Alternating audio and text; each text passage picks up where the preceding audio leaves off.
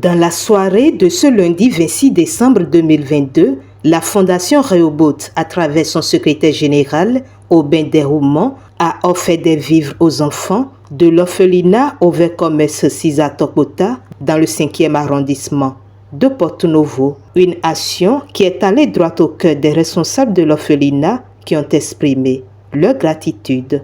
On vous remercie beaucoup. On vous remercie beaucoup. Que Dieu nous garde. Que Dieu garde les enfants avec nous. Et que Dieu garde pour longtemps le travail que vous êtes en train de faire. Ce n'est pas facile. C'est un travail de sacerdoce. Un travail d'amour. Il faut avoir vraiment l'amour pour les enfants. Pour les femmes en situation difficile. Pour les hommes en situation difficile. Parce qu'à tout âge, on peut rencontrer des difficultés. On vous remercie beaucoup. Que Dieu vous garde. Amen. En ces temps-ci, tout orphelinat demande toujours des aides. Et de bouche à oreille, on a essayé de mettre nos carnets d'adresse pour fêter, mettre les enfants en bonne situation. Et ce soir, l'heure à laquelle vous êtes arrivés nous prouve que vous avez de l'amour pour les autres et que vous aimez vraiment les enfants. Nous vous remercions. En dehors de l'orphelinat, il faut avouer que nous avons en bonne et due forme une ONG.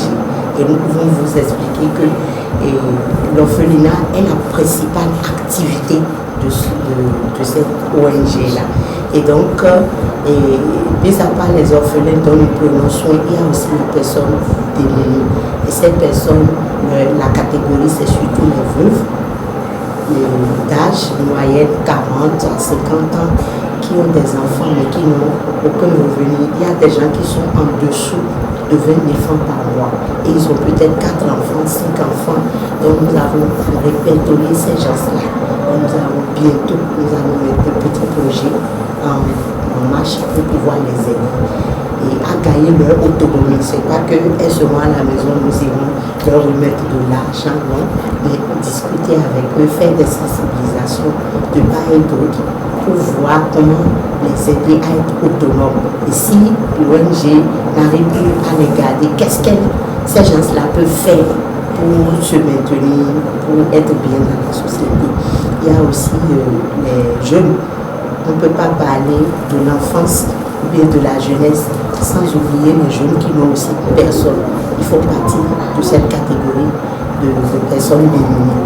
Donc, qu'est-ce qu'il faut faire? Est-ce qu'il faut les mettre dans un rang où on va payer leur formation sur 1 an, sur 2 ans? Donc, l'ONG est en train de réfléchir à tout ça. Donc, nous vous remercions vraiment. On sera très heureux d'avoir cette collaboration avec vous pour toute personne en condition vulnérable. Et vous allez nous aider.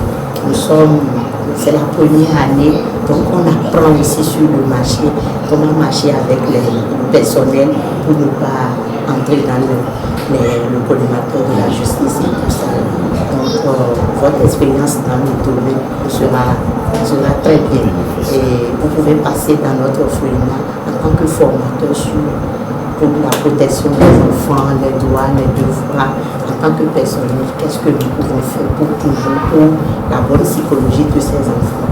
Puisque c'est des enfants qui ont été marqués, donc ils développent toujours des caprices très compliqués. Donc on voudrait vraiment avoir avec vous ces genres de relations pour nous apprendre à mieux les entendre. Faut-il le notifier, cette œuvre sociale de la Fondation Rehoboth entre dans le cadre de son projet Noël de rêve qui a pour objectif de permettre aux personnes vulnérables et en situation difficile, dont les enfants des orphelinats, de passer d'agréables fêtes de fin d'année.